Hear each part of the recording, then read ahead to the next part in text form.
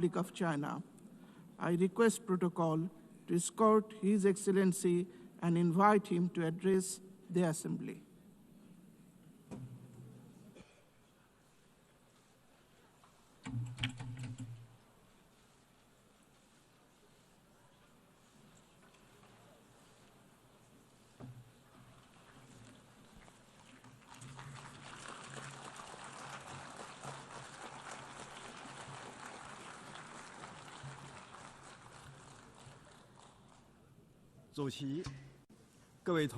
Mr. President, colleagues, ladies and gentlemen, this year marks the 80th anniversary of the victory of the World Anti-Fascist War. It is also the 80th anniversary of the founding of the United Nations. 80 years ago, fascism was defeated in fearless battles by countless heroic men and women around the world. And the United Nations was created upon their ideal of a world free of war, marking the beginning of an extraordinary journey of building the post-war international order and pursuing peace and development. The past 80 years have been tortuous but purposeful. Today, the UN is the world's most universal, representative, and authoritative intergovernmental organization. With an international system centered around the UN and an international order based on international law, human society has realized overall peace and achieved unprecedented levels of development and prosperity. The past 80 years have witnessed tectonic changes in our world. Straddling 2 centuries, this period saw human society leapfrog from the age of electricity and computers into a digital intelligence era. While the world we live in has changed enormously, the ideal of making it a better place remains unchanged. Looking back, we can draw a number of valuable inspirations. First, peace and development are the strongest aspiration shared by the people of all countries. Having gone through 2 world wars, we must never forget the bitter lessons learned through bloodshed and loss of lives. For 80 years, a generally peaceful international environment has led to remarkable growth in the global economy. Today, as the desire for peace and development grows even stronger around the world, it is incumbent upon our generation to further strengthen the force for peace and development. Second, solidarity and cooperation are the most powerful drivers for human progress. In the ferocious years of the World Anti-Fascist War, countries with different social systems, histories, and cultures rose above their differences, fought side by side, and prevailed together. In the 80 years that followed, they weathered a succession of vicissitudes, such as the Cold War standoff, financial crises, and global pandemics, by staying connected and working together. All this proves a simple yet powerful point. Solidarity lifts everyone up, while division drags all down. The road ahead might be hard and bumpy, but when all countries unite as one and collaborate in good faith, our strengths will converge into a mighty force with which we can withstand any headwind and cross any hurdle. Third, fairness and justice are the most important values pursued by the international community. History keeps reminding us that when might dictates right, the world risks division and regression. Should the era of the law of the jungle return, and the weak be left as a prey to the strong, human society would face even more bloodshed and brutality. As members of the global family, we must uphold justice while pursuing our own interests. This is particularly true for the major countries. Only when all countries, big or small, are treated as equals and true multilateralism is practiced, can the rights and interests of all parties be better protected. At present, the world has entered a new period of turbulence and transformation. Unilateralism and Cold War mentality are resurfacing. The international rules and order built over the past 80 years are under serious challenge, and the once effective international system is constantly disrupted. The various problems induced are distressing and worrying. Humanity has once again come to a crossroads. Anyone who cares about the state of affairs in the world would want to ask, why couldn't we humans, having emerged from tribulations, adopt a greater sense of conscience and rationality, and treat each other with kindness and coexist in peace? How could we, in the face of deplorable incidents such as humanitarian disasters, turn a blind eye to atrocities that trample blatantly on fairness and justice and sit on our own hands? How could we, when confronted with unscrupulous acts of hegemonism and bullying, remain silent and submissive for fear of might?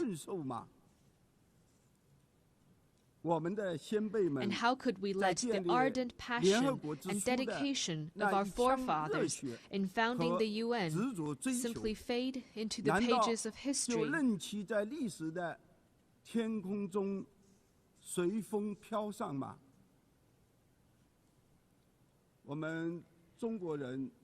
We Chinese people often say, never forget why you started, and you can accomplish your mission. Arriving at the UN headquarters this time, I saw over 190 national flags lined up in front of the building and fluttering in the breeze. I saw the sculptures, let us beat swords into plowshares, and non-violence, with their time-tested message ever so loud.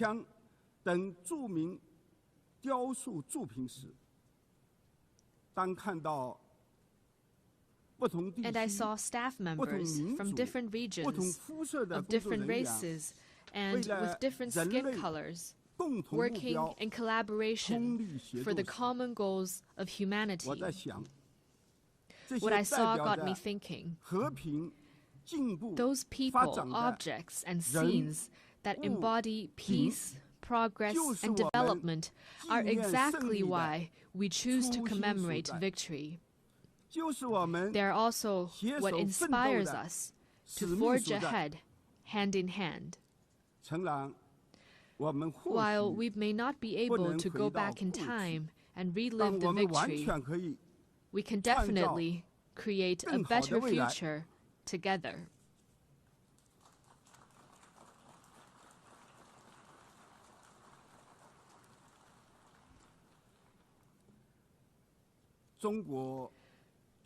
As a founding member of the UN, China has all along taken an active part in global affairs and worked for the betterment of humanity.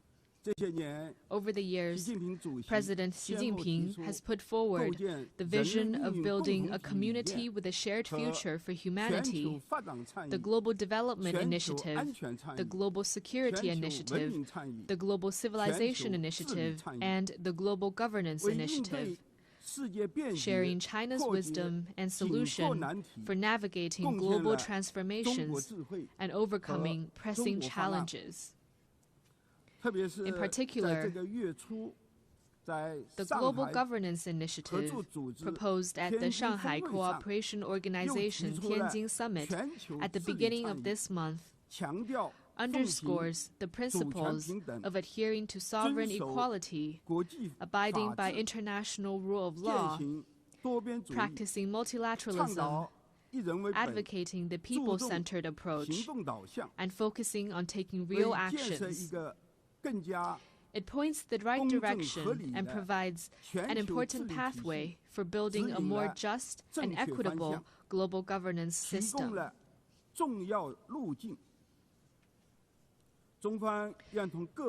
China is ready to take coordinated and effective actions together with all sides to offer more concrete solutions and promote world peace and development. First, amid the volatility and turbulence in the world, we must work together for peace and shared security. All countries belong to the same global village and rely on each other for security. We should uphold the vision of common, comprehensive, cooperative, and sustainable security, and respect the legitimate security concerns of all countries. We should settle differences and disputes peacefully through dialogue and consultation. Persisting in camp-based confrontation or willful resort to force only drives peace further away. China has all along acted as a staunch defender of world peace and security. China is the second largest contributor to UN peacekeeping budget and the largest provider of peacekeepers among the permanent members of the Security Council. China has been working actively to promote peace talks on hotspot issues such as the Ukraine crisis and the Palestinian-Israeli conflict. China will continue to play a constructive role in promoting the political settlement of hotspot issues. Second, amid sluggish global growth, we must reinvigorate cooperation and pursue win-win results. A major cause of the current global economic doldrums is the rise in unilateral and protectionist measures, such as tariff hikes and erection of walls and barriers. We should collaborate more closely to identify and expand convergence of interests, promote universally beneficial and inclusive economic globalization, and help each other succeed by moving forward in the same direction. China has always been a key driver of global common development. Over the years, the Chinese economy has maintained steady development, contributing around 30% to global economic growth. China has consistently opened its door wider to the world. It has lowered its overall tariff level to 7.3% and remained the world's second largest importer for 16 consecutive years. China has also advanced high-quality Belt and Road cooperation with over 150 countries. Currently, China is taking solid steps to promote high-quality development at home, with a focus on expanding domestic demand. China has the confidence and capability to keep its economy on an upward trajectory and continue to provide important support for global economic growth. Third, amid dynamic interactions among civilizations, we must champion dialogue and mutual enlightenment. Every civilization has its unique value and heritage and deserves acknowledgement and respect. Obsession with so-called civilizational superiority or ideology-based circles only breeds more division and confrontation. Adopting an inclusive attitude and engaging in exchange and mutual learning is a sure way to build more consensus and collective strength. China has all along engaged in active civilizational exchange and mutual learning. Over the next 5 years, China will carry out 50 development cooperation programs in the field of culture and civilization for fellow developing countries, and host 200 thematic training and seminar programs, contributing its part to inter-civilizational dialogue and the progress of civilizations. Fourth, amid emerging challenges, we must respond with concrete efforts and protect our shared home. Climate change is a major challenge confronting all of us. We should uphold the principle of common but differentiated responsibilities, promote the effective implementation of the Paris Agreement, and enhance international collaboration on the green economy. In recent years, technologies such as artificial intelligence, network communications, and biomanufacturing have advanced rapidly. Along with the benefits, they also bring potential risks.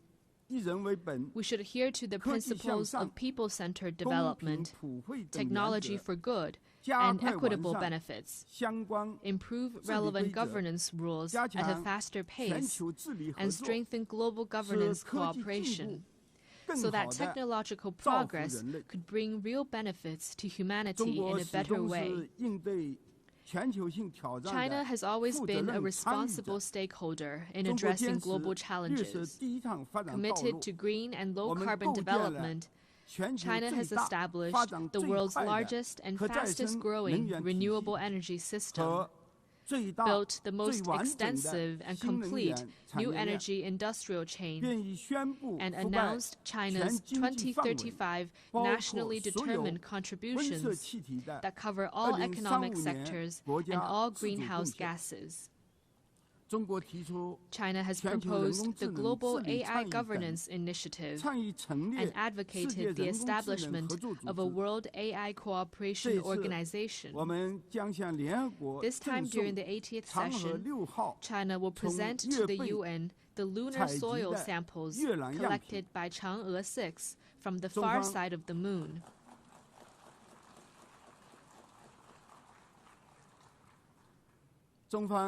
Going forward, China will take more proactive actions and work with all parties to advance global governance in relevant areas.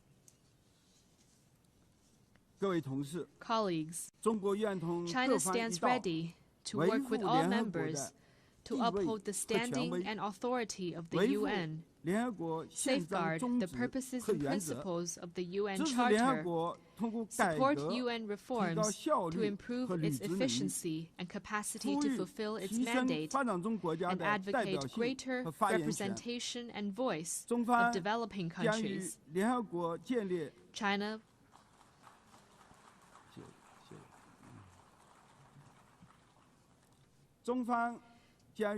will work with the UN to set up a China-UN Global South-South Development Facility and provided with $10 million in budgetary support.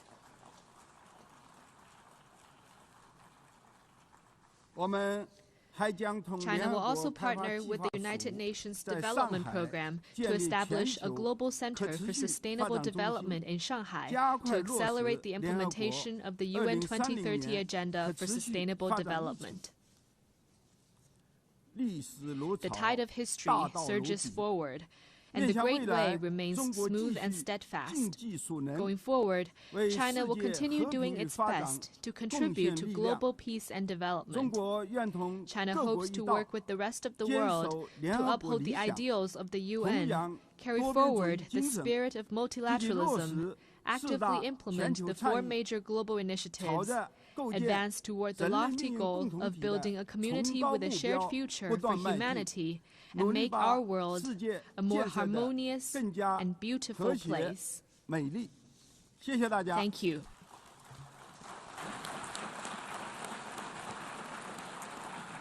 On behalf of the Assembly, I wish to thank the Premier of the State Council of the People's Republic of China.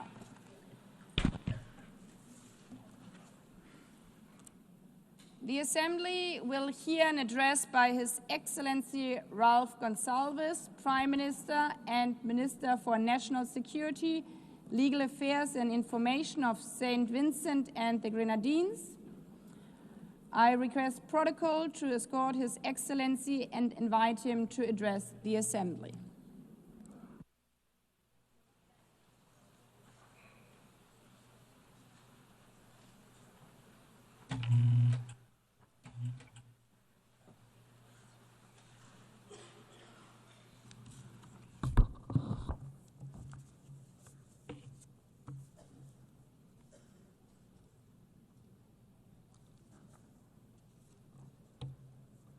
Madam President, Excellencies, the condition of today's world is more complicated, more dangerous than ever, more uneven in its human development, more integrated, yet more disparate and desperate.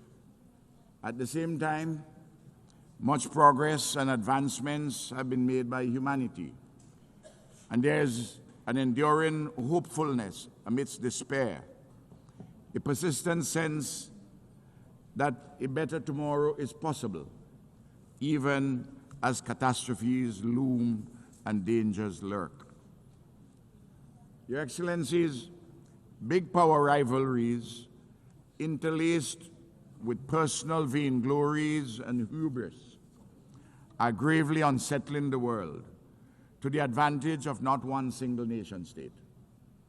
Civilized discourse, tempered with patience and calm, has given way to a bellicosity of language shouted across continents and oceans, designed presumably to satisfy nativist longings in the breasts of those who think that, despite their good fortune, relatively, they have been grievously wronged by some dark and hidden forces.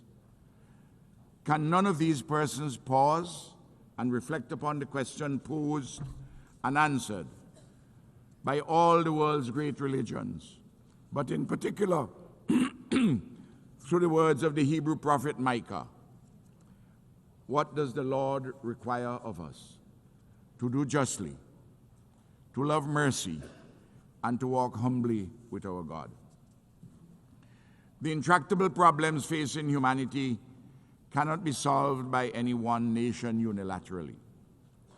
A mature multilateralism is required to address satisfactorily rampaging climate change in the age of the Anthropocene, to resolve the threats posed by nuclear weapons and their further spread, to pursue peaceful coexistence rather than conflict, terrorism, and war, to reform the system of financing for development, inclusive of a just climate financing, to tackle successfully the growing challenges of artificial intelligence, to achieve the 17 Sustainable Development Goals by 2030, be guided by the Global Digital Compact and the Pact for the Future, and to reshape global governance more inclusively.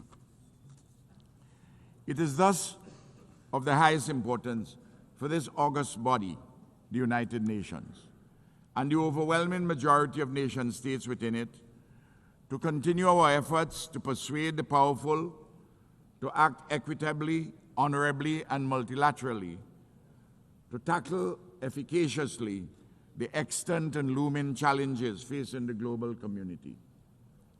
Oftentimes, it is frustrating and disheartening to those of us who are committed to this necessary and desirable path of mature multilateralism, because our Herculean efforts seemingly deliver correspondingly negligible results. Nevertheless, we cannot give up. We cannot afford to get weary.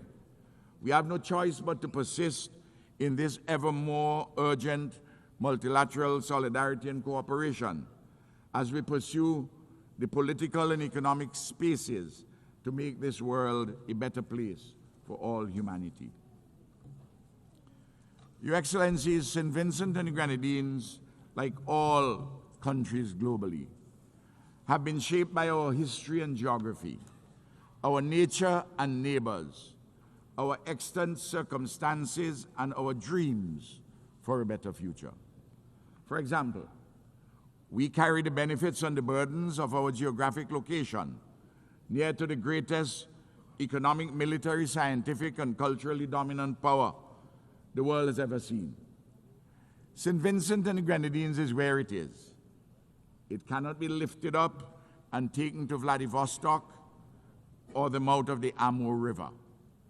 Yet, as a free and independent people, we have the right to pursue peacefully and securely our quest for shared prosperity without domination, interference, or intervention from any of our neighbors or from any power that comes from afar. Today, as I speak, my government and my people have another challenge from the nefarious activities of the agents of a rising or risen hegemon from another hemisphere, and from some greedy, unprincipled, non-state operators in Europe, acting in concert, seeking to pollute and interfere in our democracy, our free and fair elections, which are scheduled to be held later this year. Their conduct is unacceptable and hugely injurious to our people. Your Excellencies, the raging genocide and neocolonial oppression being committed against the Palestinian people in Gaza and the West Bank before our very eyes on global television and are continuing affronts to the elemental rights of the Palestinians, to civilized conduct, and to international law. How can one state, a member of this august body, act with such impunity against defenseless men, women, and children? Surely, the hottest part of hell is reserved for those perpetrators of genocide and those who are complicit in it. Over 200 years ago, the British committed large-scale genocide against the indigenous people of my country. And we are still suffering, enduring the historical legacies of underdevelopment therefrom. Similarly, the genocidal enslavement of African bodies in our Caribbean, in our hemisphere. It will take centuries for the pain, suffering, and legacies of the current genocide of the Palestinians to be repaired. We in the Caribbean are today demanding justly reparations for native genocide and the enslavement of African bodies, which occurred centuries ago. This tragedy, this madness that has been unfolding unabated in Palestine must stop.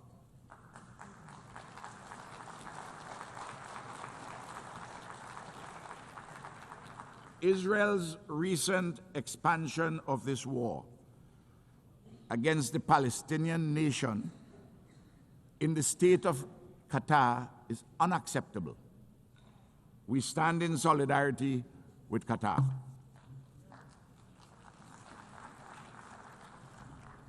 Your Excellencies, St. Vincent and the Grenadines calls urgently for a lasting peace across the Taiwan Straits and the participation of Taiwan in the specialized agencies of the United Nations.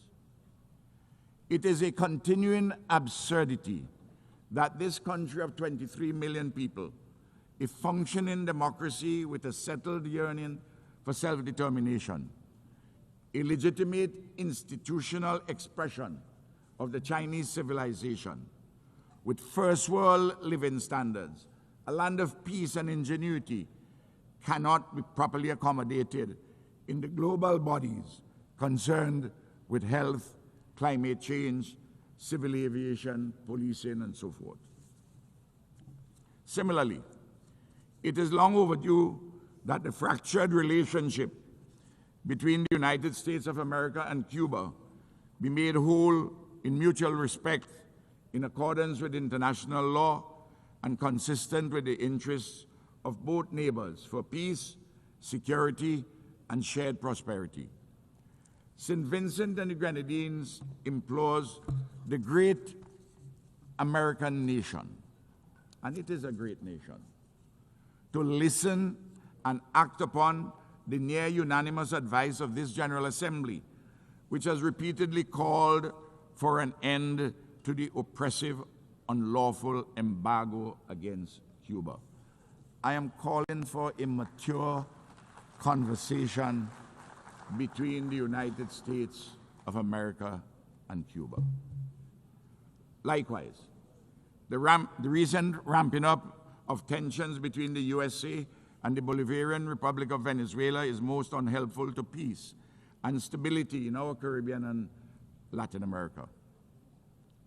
St. Vincent and the Grenadines calls for the scaling back of actions and rhetoric which are so inimical to cordial neighborly relations.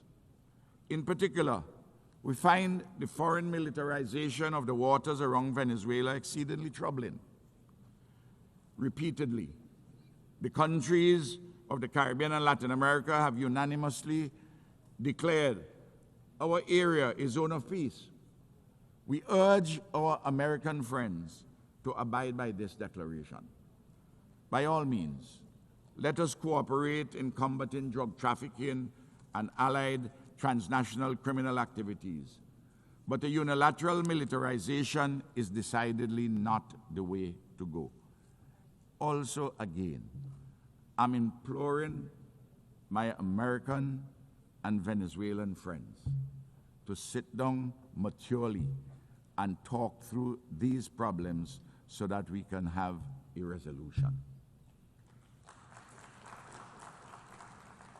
In Haiti, matters political, economic, and social continue to deteriorate. Gang violence continues unabated, and a veritable Hobbesian state of nature exists in which life is nasty, brutish, and short.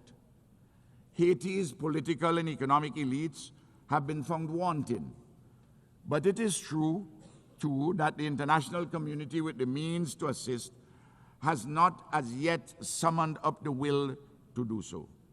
A solution is required in accord with the Haitian people's deepest longings for peace, security, and a normal civilized life and living. The UN Security Council, with CARICOM's full support, is seized of this matter, but an insufficiency of resources and will have attended it. So too, the pain and suffering in South Sudan demand immediate relief and more. Your Excellencies, in November this year, the Conference of Parties under the United Nations Framework Convention on Climate Change gathered once more, on this occasion in the great nation of Brazil. The issue of climate change is urgent and existential. The science is clear, and there has been a growing, even overwhelming global consensus as to what is required to be done. But sadly, some powerful and other influential countries are backsliding and reneging on their earlier commitments. Excellencies, just over a year ago, on July the 1st, 2024, a Category 4 Hurricane Beryl devastated my country. Lives were lost, and damage and loss amounting to 1/3 of our gross domestic product was incurred. In particular, 20% of our houses were either severely damaged or destroyed. We have been rebuilding and recovering stronger and better than ever. We thank our regional and international partners, including worthy non-governmental entities, for their solidarity, without which our tasks of reconstruction would have been even more onerous. We thank, too, our diaspora. But to tell the truth, we have had to rely mainly on our own efforts at home. There's much, much more left to be done. And I again plead for the enhanced support of our friends, our allies, and Good Samaritans. Our people's resilience, creativity, and disciplined endeavors have been a marvel to behold. This is a testimony to our people's genius and the coming to the fore of our people's hidden rationalities, their hitherto submerged resources and abilities, a renaissance of their spirit, and the reaffirmation of the idea of St. Vincent and the Grenadines.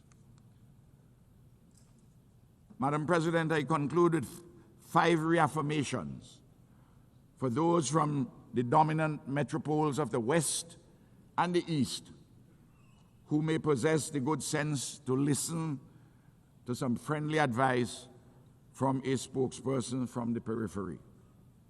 First, do not think ever that our mouths would be muzzled by the food that we eat to live.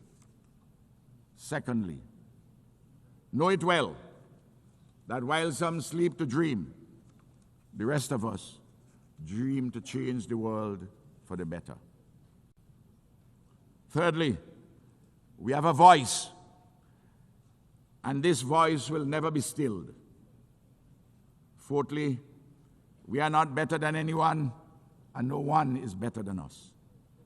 And finally, we too have a history of civilized life and living with a trajectory for further advancement and ennoblement. We are not appendages of any other nation. We are a free and independent people made in the image and likeness of God. We are the embodiment of the idea of St. Vincent and Grenadines.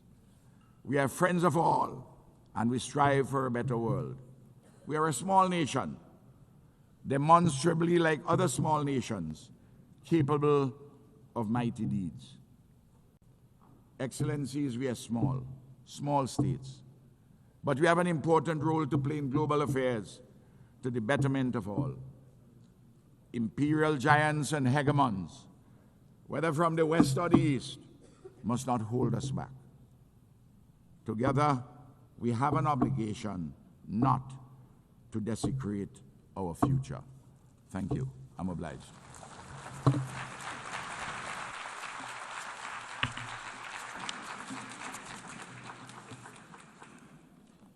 On behalf of the Assembly, I wish to thank the Prime Minister and Minister for National Security, Legal Affairs and Information of St. Vincent and the Grenadines. The Assembly will hear an address by His Excellency Luc Frieden, Prime Minister of the Grand Duchy of Luxembourg. I request protocol to escort His Excellency and invite him to address the Assembly.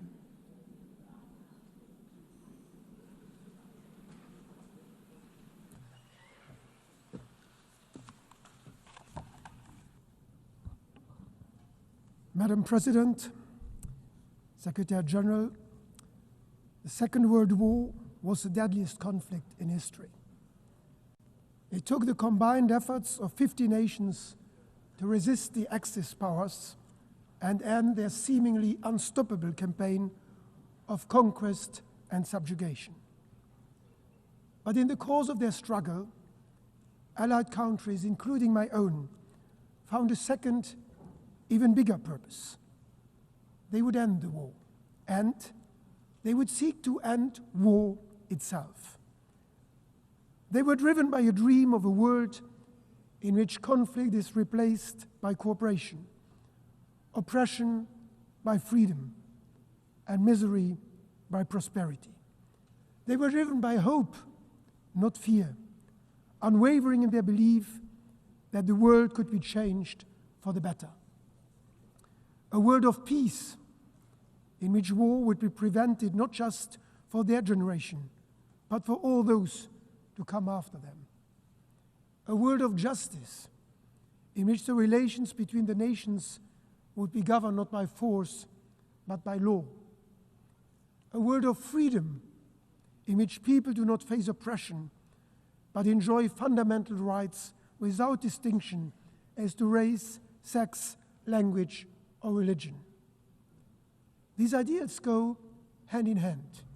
Peace, justice, freedom, dignity, human rights, international law. Looking back, and indeed at the current state of world affairs, it is painfully obvious that we are not always living up to those ideals. The last few years have seen an unprecedented erosion of international norms and violations of humanitarian law. The international order is at a breaking point. Too few defend it. Too many have lost faith in it. For Luxembourg, the United Nations still represents the highest of mankind's ambitions. As much as the United Nations represents these ideals, it represents a different method, a paradigm shift in the way countries deal with each other and their common challenges. Words, not weapons. Diplomacy, not warfare. Solidarity, not confrontation. The establishment of the United Nations 8 years ago was not the end of the journey to peace. It was the beginning. That journey must be made anew every single day. One that Luxembourg will always be ready to pursue. That journey of dialogue and cooperation, together with all others willing to work for peace. Because war, with all its horrible results, is nothing but the final expression of that radical unwillingness to compromise at the root of all human conflict, that stubborn refusal to even listen to the other side. It is this uncompromising spirit that starts wars, creates divisions, and hinders progress, leaving all of us worse off. The United Nations, however, represents the opposite spirit. It stands for the relentless pursuit of compromise, for the formidable power of reconciliation. But the United Nations as an institution cannot work wonders. Its success depends on all of us. It will work, its ideals can be achieved when we adopt this spirit, in all our decisions. When we work for comprehensive, just and lasting peace in Ukraine, respecting Ukraine's sovereignty, self-determination, and territorial integrity. When we work for an immediate ceasefire and full humanitarian access in Gaza, as well as at the same time for the immediate release of all hostages. When we work for the implementation of the two-state solution, with the State of Israel and the State of Palestine living side by side in peace and security. To maintain that objective, this week Luxembourg formally recognized the State of Palestine.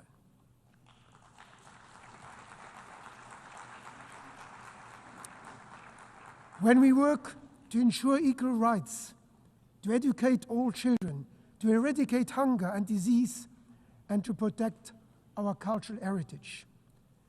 And when we work for a United Nations that is fit for purpose, with a more effective and more representative governance, and with the necessary resources to keep pushing us towards our ideals.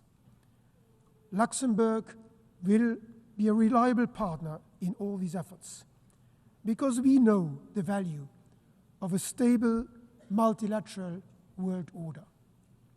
We knew it 8 years ago when our predecessors signed the Charter, and we know it today as one of the largest per capita donors to official development assistance, consistently contributing 1% of our gross national income. Just this week, Luxembourg signed 4 new strategic partnership frameworks with crucial UN agencies. Because the sad lesson of history is that, in the end, when war ends and the dust settles on ruined cities and unnecessary cemeteries, that uncompromising spirit must still give way. And we must still live together. We must still talk and work with each other. We still share a common planet and a common humanity. That realization lies at the origin of this great institution, giving those who lost the war the opportunity of a new start was one of the most far-sighted, even if the least intuitive decision of the 20th century. So I call on all countries to honor the promise made to mankind in San Francisco, that humanity would work together to abandon war and seek peace by taking a new approach, by following a different spirit, the spirit of the United Nations. One that puts dialogue first and makes every effort to settle differences by peaceful means, through mutually acceptable compromises. Let's do it to honor those working here and across the world in the interest of all of humanity, for food security, for refugee protection, for global health, for our environment. Let's do it to honor those generations before us who built this institution, giving us the opportunity to turn their legacy of hope into reality. And above all, let's do it to honor the generations yet to come, who have every right to expect growing up in a world of peace, freedom, and prosperity. Let's recall this spirit today, and let's remember it every day. Every day is a new opportunity to match our words with action, because ultimately, history will judge us by what we do. The United Nations can continue to count on Luxembourg in word and in deed. Thank you.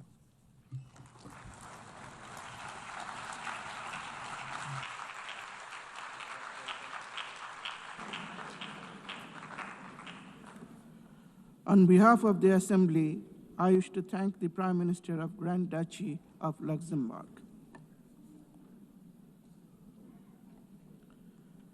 The Assembly will hear an address by His Excellency Micheál Martin, Taoiseach of Ireland. I request protocol to escort His Excellency and invite him to address the Assembly.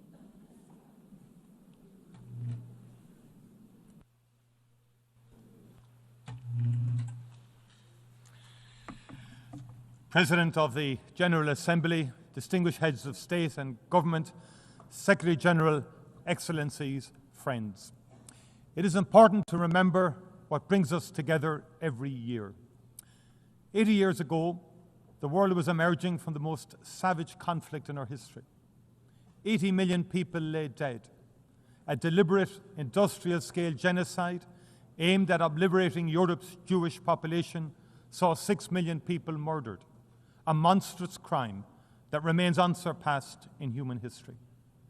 People were targeted for death because of their ethnic identity, their sexual orientation, their disability.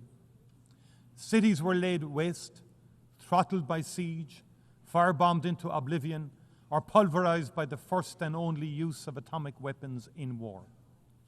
Humanity had descended into the abyss. This United Nations was the phoenix that rose from that darkness, the highest expression of our commitment to unite our strength to maintain international peace and security. It was the best attempt by those who had seen the worst of humanity to offer a different path to future generations. Dag Hammarskjöld, UN Secretary General in the 1950s, captured the reality of that vision best when he stated, "The United Nations was not created to take mankind to heaven, but to save humanity from hell." Since Ireland joined in 1955, the United Nations has been the cornerstone of our foreign policy. There is no member state more committed to its ideals. There is no member state more determined to ensure it succeeds in its mission. And like all member states, we depend on the UN Charter and the protections of international law for our security and well-being. At a time when the world risks slipping back into an order in which might is right and some voices count more than others, it is up to us as leaders to reassert and to insist on the primacy of international cooperation. President, the Universal Declaration of Human Rights states that the recognition of the inherent dignity and of the equal and inalienable rights of all members of the human family is the foundation of freedom, justice, and peace in the world. I am deeply concerned by the constant pushback on human rights norms that has accelerated in recent years, against women's rights and gender equality, against LGBTQ+ rights. I call out the brutal Taliban for their denial of the most fundamental rights of Afghanistan's women and girls. Ireland continues to work tirelessly to oppose all attempts to dilute existing international commitments and human rights standards. We reaffirm our commitment to honour and comply with the universal nature and the individuality of human rights. To demonstrate that commitment, we will run for a seat on the Human Rights Council from 2027 to 2029. President, conflict is always and everywhere a sign of human failure. Conflict destroys lives. It devastates economic development. It leaves scars and divisions that take generations to heal. We in Ireland know that from experience. On Friday of last week, the Irish and British governments agreed a new framework for addressing the legacy of the conflict in Northern Ireland. The Good Friday Agreement would not have been possible without the support and engagement of the international community, and we are ready to offer the same to others. The Irish people are enormously proud of our 67 years of continuous UN peacekeeping, especially our engagement with UNIFIL and close connection to Lebanon. We remember the members of our defence forces who paid the ultimate price. Continued support for UNIFIL will be essential over the next 15 months to support the efforts of the Lebanese authorities, given the complexity and scale of the challenges in the region. President, in Sudan, a grave humanitarian catastrophe is unfolding. It is more than 2 years since war broke out, and it has unleashed the most unimaginable human suffering on the civilian population. More than 150,000 people are already dead. 12 million people displaced.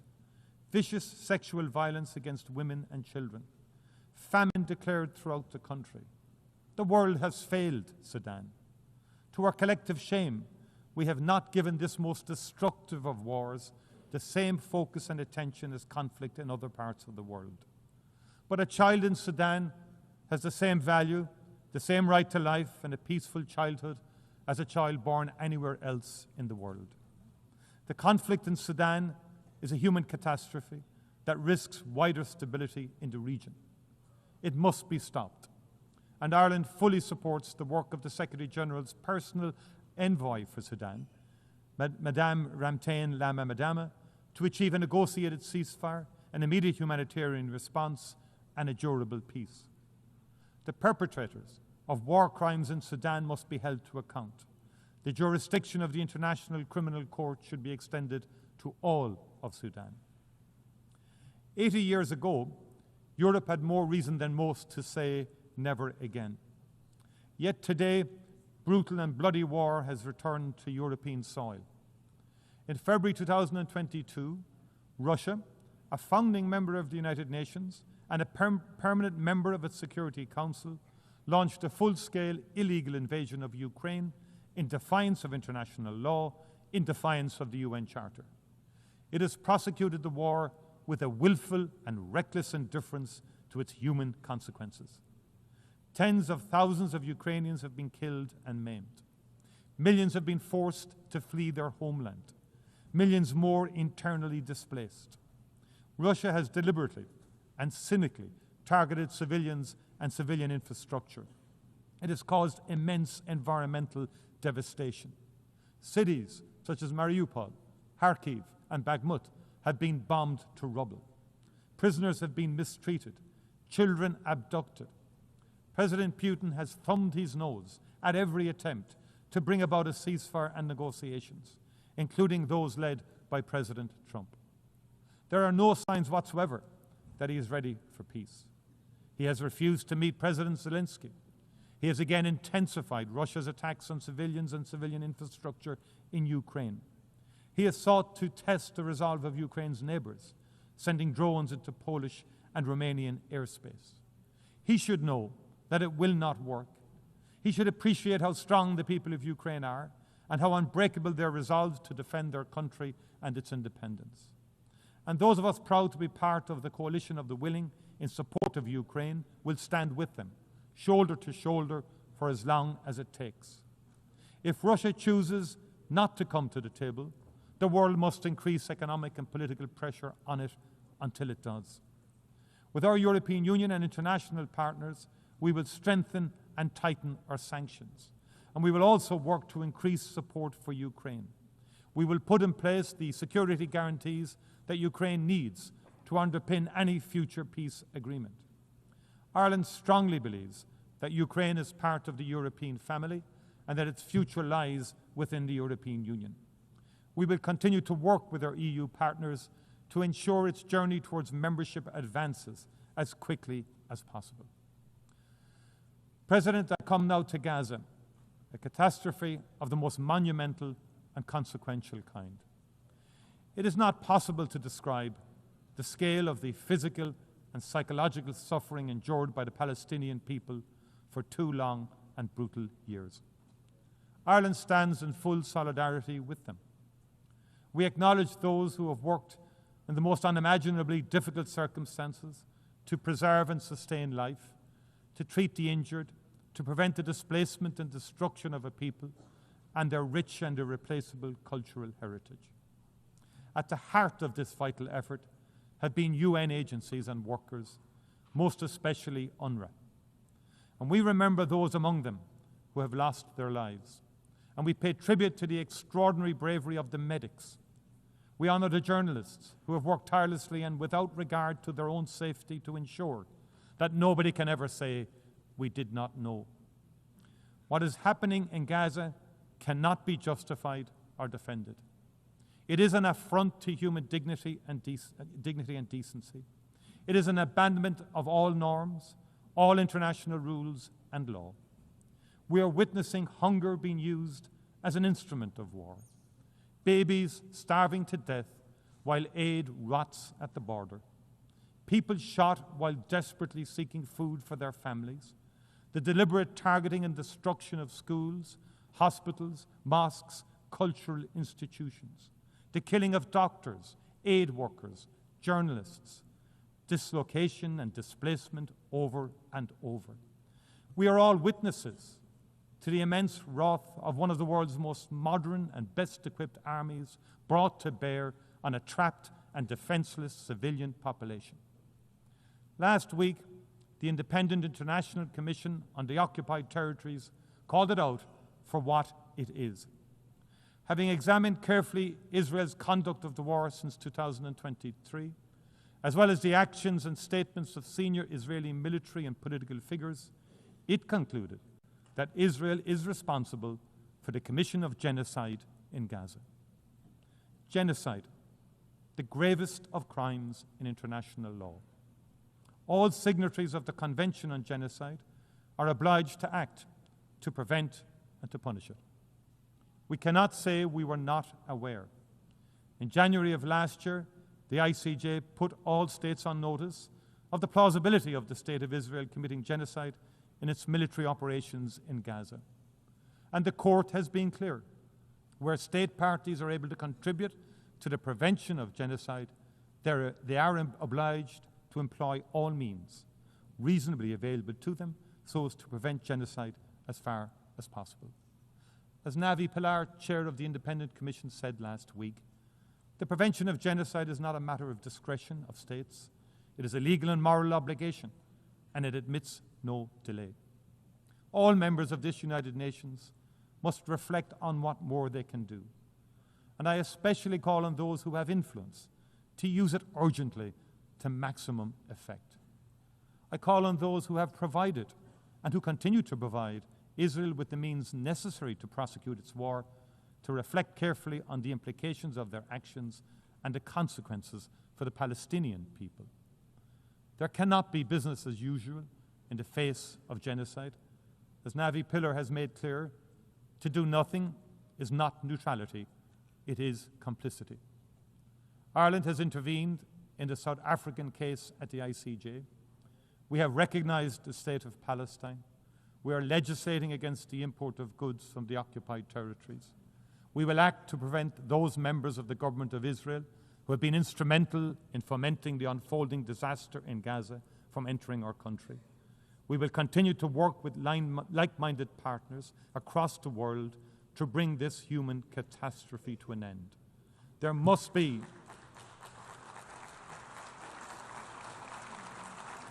an immediate ceasefire, the release of all remaining hostages, and unimpeded access for humanitarian and aid workers to Gaza. Those responsible for war crimes must be held accountable. There can be no impunity.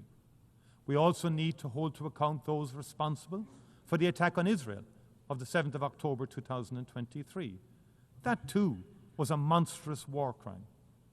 I appreciate the profound and continuing impact the trauma has had on the people of Israel.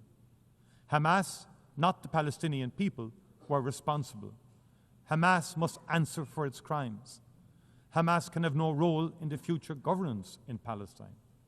But no crime, however heinous, can justify genocide.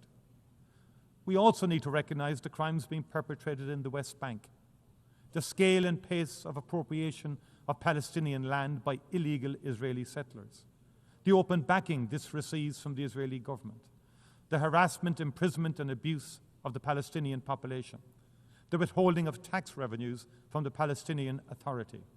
It must not be allowed to continue. In its advisory opinion published in July 2024, the ICJ was clear that all states are under an obligation not to recognize as legal the situation arising from the unlawful presence of the State of Israel in the occupied Palestinian territory and not to render aid or assistance in maintaining the Palestinian territory. The world knows what drives this illegal activity is a determination to render the possibility of a two-state solution impossible. It must not succeed. A two-state solution remains the only prospect for a peaceful future in which the people of Israel and the people of Palestine can live in peace and security side by side. I welcome the decision to recognize the state of Palestine taken by France, Belgium, Luxembourg, the United Kingdom, Canada, Australia, and others. I commend France and Saudi Arabia for the leadership they are providing in working towards a political process that can deliver a just, lasting peace and security in the region. They have my full support. President, as it marks its 80th anniversary, the United Nations has never been more necessary. Today's challenges are ever more complex and ever more interconnected. They cannot be solved by any country or region acting alone.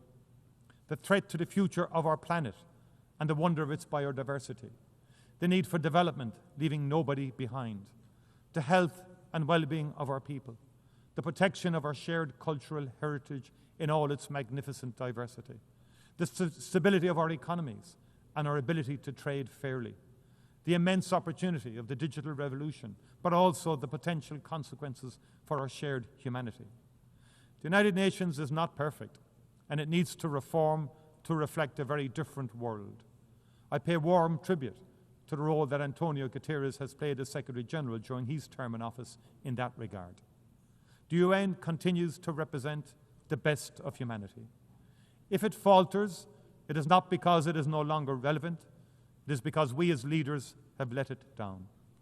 Let this be remembered as a time when we reaffirmed our commitment to multilateralism, to the rule of law, to a reformed United Nations fit for purpose and for the future.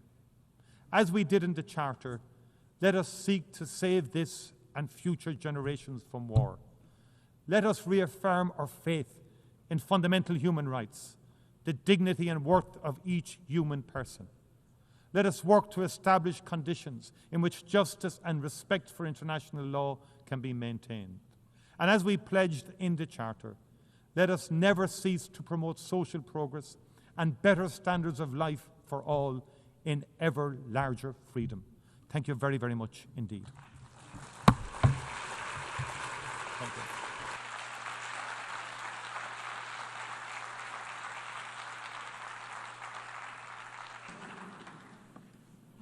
On behalf of the Assembly, I wish to thank the Taoiseach of Ireland.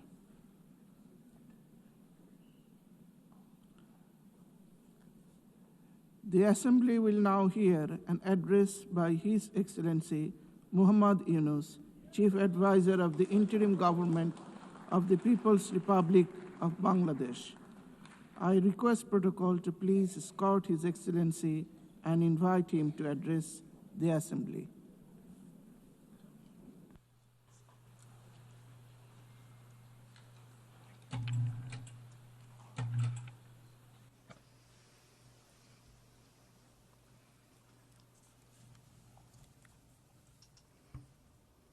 Assalamu alaikum wa rahmatullahi wa barakatuh. Assalamu alaikum wa rahmatullahi wa মাননীয় barakatuh. সভাপতি, Madam President, জাতিসংঘ সনদের ৮ দশক পূর্তি উপলক্ষে এই মহান পরিষদে উপস্থিত সকল সদস্য রাষ্ট্রকে অভিনন্দন I জানাচ্ছি। congratulate all member states on the এবারের 80th অধিবেশন anniversary of the UN Charter. অতীত দর্শনের ভবিষ্যতের রূপরেখা তৈরি উভয়ের জন্য This session is বিশেষভাবে especially গুরুত্বপূর্ণ। important, both for looking back at our journey and for ৮ shaping the দশক road ধরে ahead. জাতিসংঘ ধারাবাহিকভাবে তার কর্মপরিধি সম্প্রসারিত করেছে। Over the past 8 decades, এবং নানা the ক্ষেত্রে UN has steadily আরো expanded গভীরভাবে its সম্পৃক্ত scope of হয়েছে। work and deepened its বিশ্ব শান্তি engagement in many O areas. নিরাপত্তা, মানবাধিকার, It has played বিশ্বব্যাপী an জীবনমানের উন্নয়ন, indispensable role ন্যায় বিচার, in advancing peace and ন্যায্যতা ও সমতা security, প্রসারে in promoting human জাতিসংঘ rights, অনস্বীকার্যভাবে in ভূমিকা improving রেখেছে। lives across the world, and in জাতিসংঘের কারণেই upholding আজ justice, বিশ্বের fairness, and ১২০টি equality. দেশের প্রায় ১৩ কোটি Because of the বিপদাপন্ন UN, today বিপদাপন্ন মানুষকে more than জরুরি খাদ্য, মৌলিক 130 million মানবিক vulnerable সহায়তা people এবং in ৪৫% 120 শিশুকে countries টিকা receive প্রদান urgent করা food সম্ভব and হয়েছে। humanitarian support. জাতিসংঘের সংস্থাগুলো 45% of the world's বহুপাক্ষিক children সহযোগিতায় are immunized বিশ্বের through its প্রতিটি efforts. প্রান্তে খাদ্য, Its বিশুদ্ধ agencies পানি, stand by those in sanitation, distress, টিকা delivering এবং অন্যান্য food, জীবন clean রক্ষাকারী water, সেবা ও sanitation, সরঞ্জামের যোগান vaccines, দিয়ে and other দুর্দশাগ্রস্ত মানুষের পাশে life-saving services দাঁড়িয়েছে।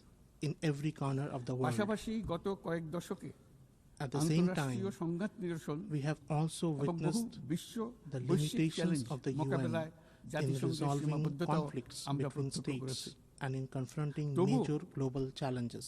সামগ্রিকভাবে জাতিসংঘের ভূমিকা মানব on the জাতির জন্য whole, its ইতিবাচক। role has been ও কল্যাণকর। overwhelmingly positive and beneficial for মাননীয় সভাপতি, humanity. গত বছর Madam President, আপনাদের এই মহান সভায় last year আমি দাঁড়িয়েছিলাম in this August সদ্য Assembly, গণ অভ্যুত্থান সংগঠিত একটি দেশের I spoke to you from a রূপান্তরের country আকাঙ্ক্ষা that had just আপনাদের witnessed a popular শোনানোর জন্য। uprising. আজ এই রূপান্তরের অগ্রযাত্রায় আমরা I কতটুকু shared অগ্রসর with হতে you our পেরেছি aspirations for transformation. Today, I stand here পৃথিবীর to প্রতি tell ১০ you জনের মধ্যে how far we have come on ৩ that জনের journey. নিবাস Bangladesh. Out of every 100 people on কিন্তু this সেই কারণে planet, অথবা nearly ভূরাজনৈতিকভাবে 3 live in বিশ্বের একটি Bangladesh. গুরুত্বপূর্ণ অবস্থানে But our story is Bangladesh not রয়েছে বলে important আমাদের ইতিহাস because of our জানার দরকার numbers, তা কিন্তু নয়, nor because of our বরং geopolitical এই কারণে location. বাংলাদেশের এই বর্ণনাটি গুরুত্বপূর্ণভাবে Our story matters গুরুত্বপূর্ণ যে তা সাধারণ because মানুষের it is a অসাধারণ reminder ক্ষমতার of উপর the আস্থা তৈরি করে। extraordinary power of এই ordinary কারণে people. বর্ণনাটি গুরুত্বপূর্ণ, It matters তা বিশ্বের সকল দেশের মধ্যে because আশা it সঞ্চার করে। inspires hope among nations যে সংকট everywhere যত গভীরই হোক that no matter how deep the হোক না কেন, crisis, তার নিরসন no matter যত how অসম্ভবই মনে হোক না কেন, impossible the solution may seem, কখনই তা উত্তরণের পথ হারিয়ে ফেলে না। the path to renewal is never মাননীয় lost. সভাপতি, সাম্য, মানবিক মর্যাদা ও Madam সামাজিক President, ন্যায় বিচারের দাবিতে এক রক্তক্ষয়ী সংগ্রামের মাধ্যমে Bangladesh was 1971 born in সালে বাংলাদেশের জন্ম। 1971 through a কিন্তু bloody যে অধিকার struggle for প্রতিষ্ঠার জন্য আমরা equality, বিশাল for আত্মত্যাগ human করেছিলাম, dignity and for তা social গত justice. 5 দশকে বারবার বাধাপ্রাপ্ত Yet হয়েছে। the very rights for which বারবার we আমাদের shed ছেলে blood মেয়েদের so much, নেতৃত্বে the আমাদের very জনগণকে freedoms for অসংখ্য which we ত্যাগ স্বীকার করে sacrificed so সে much, অধিকারকে have been পুনঃপ্রতিষ্ঠিত denied করতে হয়েছে। again and again over the past 5 এই বছর decades. আমরা জুলাই গণঅভ্যুত্থানের Time and প্রথম again, spearheaded by বার্ষিকী our পালন youth, করেছি। the people of যে Bangladesh have অভ্যুত্থানে risen, আমাদের তরুণ endured সমাজ sacrifice, and স্বৈরাচারকে পরাভূত reclaimed those করেছিল, rights. যার ফলে আমরা বৈষম্যমুক্ত This year, ন্যায় বিচার we ভিত্তিক mark the first সমাজ anniversary বিনির্মাণের of the অভিযাত্রা July নতুনভাবে Rising. শুরু It করতে was পেরেছি। our youth who stood up. It was সেই our youth who বৈষম্যমুক্ত ন্যায় defeated বিচার tyranny, ভিত্তিক সমাজ and it was বিনির্মাণের our youth who আকাঙ্ক্ষা opened the পূরণের path দায়িত্ব দেওয়া to হয় a new journey আমাকে of building ও a আমার just and সহকর্মীদের। equal society. ভেঙে পড়া The রাষ্ট্র কাঠামোকে responsibility to পুনর্গঠন carry করে that vision জনগণের forward আকাঙ্ক্ষা পূরণের was জন্য placed on প্রয়োজন my ছিল shoulders ব্যাপক and those প্রাতিষ্ঠানিক of my সংস্কারের। colleagues. Rebuilding যে বিপুল our জনসমর্থনের মাধ্যমে আমরা devastated দায়িত্ব economy পেয়েছিলাম, and state তার demanded প্রেক্ষাপটে nothing আমাদের less জন্য than profound institutional সহজ পথ ছিল reforms. নির্বাহী আদেশে সংস্কার কাজগুলো We could সম্পন্ন have করা। chosen the easy path, কিন্তু আমরা বেছে reforms সেই imposed by কঠিন বেছে executive নিয়েছি, order, বেছে নেই সেই কঠিন পথ, but we chose the অন্তর্ভুক্তিমূলক hard ও path. টেকসই পথ। Reforms আমাদের লক্ষ্য built ছিল through inclusion and ক্ষমতার sustained ভারসাম্যপূর্ণ through একটি consensus. গণতান্ত্রিক রাষ্ট্র কাঠামো গড়ে তোলা, Chose the path যেখানে that আর কোনো endures. স্বৈর শাসকের আবির্ভাব হবে না, কোনো Our goal is নির্বাচিত নেতা clear: রাষ্ট্রের to গণতান্ত্রিক create a স্বরূপকে ক্ষুণ্ণ democratic করতে পারবে না, order where power is কিংবা রাষ্ট্র balanced, জনগণের where রক্ষকরা no autocrat ভক্ষকে can পরিণত ever হতে পারবে না। return, where no শাসন elected ব্যবস্থা, leader বিচার can বিভাগ, destroy democracy, নির্বাচন ব্যবস্থা, and where জনপ্রশাসন, those who আইন are meant শৃঙ্খলা to রক্ষা, protect the people দুর্নীতি বিরোধী can never কার্যক্রম, again play upon them. নারী অধিকার সহ সকল জাতীয় To গুরুত্বপূর্ণ realize this ক্ষেত্রে vision, প্রয়োজনীয় we established 11 সংস্কার করার জন্য independent আমরা commissions 11টি on স্বাধীন governance, সংস্কার কমিশন judiciary, প্রতিষ্ঠা করি। elections, public কমিশনগুলি administration, law enforcement, জনমত যাচাই ও গভীর anti-corruption, পর্যালোচনা করে women's rights, and বিস্তারিতভাবে other সংস্কার vital কার্যক্রম areas. সমূহ These সুপারিশ করে। commissions consulted এই সংস্কার citizens, studied সুপারিশগুলো deeply, and টেকসইভাবে produced বাস্তবায়নের জন্য আমরা একটা detailed জাতীয় proposals for ঐক্যমত্য কমিশন reform. গঠন করি। To anchor these যারা reforms 30টিরও in বেশি permanence, রাজনৈতিক দল we ও জোটকে created নিয়ে a national আলোচনায় বসে। consensus commission, এই কমিশনের লক্ষ্য which ছিল সংস্কার brought together প্রস্তাবগুলোর more প্রতি than 30 দলমত political নির্বিশেষে parties and একটি coalitions. টেকসই সামাজিক অঙ্গীকার তৈরি করা। Its aim was simple আমাদের এই yet historic: অন্তর্ভুক্তিমূলক to পদক্ষেপ forge a সফল হয়। collective pledge that আমরা জুলাই transcends party অভ্যুত্থানের line. 1 বছর পূর্তিতে that effort রাজনৈতিক succeeded. দলগুলোর সাথে একই মঞ্চে দাঁড়িয়ে On the first সকলে মিলে anniversary of July জুলাই ঘোষণার Uprising, মাধ্যমে এই we সংস্কার stood together on one কার্যক্রমের প্রতি stage and আমাদের announced সমাবদ্ধ the July অঙ্গীকার ব্যক্ত Declaration, করি। a অর্থাৎ time-bound আগামী commitment to নির্বাচনে যে reform. দলে জনগণের সমর্থন পাক না কেন, That commitment সংস্কার means কার্যক্রম বাস্তবায়নে that no আর matter কোনো who wins অনিশ্চয়তার the অবকাশ next থাকবে না। election, the reform আপনারা জানেন process যে will not stop, আগামী বছরের will ফেব্রুয়ারি not মাসে reverse, আমরা and জাতীয় will not নির্বাচন be undone. অনুষ্ঠানের প্রস্তুতি নিচ্ছি। পাশাপাশি স্বচ্ছতা ও জবাবদিহিতা, আইনের Now, শাসন নিশ্চিত as we করবার prepare for জন্য next আমাদের elections in নিরবচ্ছিন্নভাবে February next year, নাগরিক বান্ধব we সংস্কার remain চালিয়ে steadfast যাচ্ছি। in carrying forward মাননীয় reforms সভাপতি, that place citizens at the center. Our focus is unchanging: transparency, accountability, and the মাননীয় rule of সভাপতি, law. গত বছর দায়িত্ব গ্রহণের কয়েক সপ্তাহের মধ্যেই Madam President, আমি জাতিসংঘের within মানবাধিকার weeks বিষয়ক of হাই কমিশনারকে assuming আমন্ত্রণ office জানাই last year, পতিত স্বৈর শাসক কর্তৃক I সংগঠিত invited the মানবাধিকার UN লঙ্ঘন High Commissioner for Human O Rights to নৃশংসতার Bangladesh. চিত্র উদ্ঘাটন করার জন্য। The task was clear: তারা মাঠ পর্যায়ে তদন্ত to করে investigate বিস্তারিত and প্রতিবেদনের document human পাশাপাশি rights violations ভবিষ্যতে and যাতে এই ধরনের atrocities অপরাধের committed by the foreign পুনরাবৃত্তি না autocracy. ঘটে সেই জন্য যেই Their সুপারিশমালা team দিয়েছে carried out field তা আমরা আমাদের investigations জাতীয় সংস্কার and কার্যক্রমে submitted a যুক্ত detailed করেছি। report. Along with their findings, গত they বছর made সাধারণ important পরিষদের recommendations to অধিবেশনের ensure পূর্বেই that আমরা such crimes গুম are never সম্পর্কিত repeated. আন্তর্জাতিক We have কনভেনশনে যোগ incorporated দিয়েছিলাম। those recommendations into our এখন national এর reform বিধানসমূহ process. জাতীয় ক্ষেত্রে বাস্তবায়নের জন্য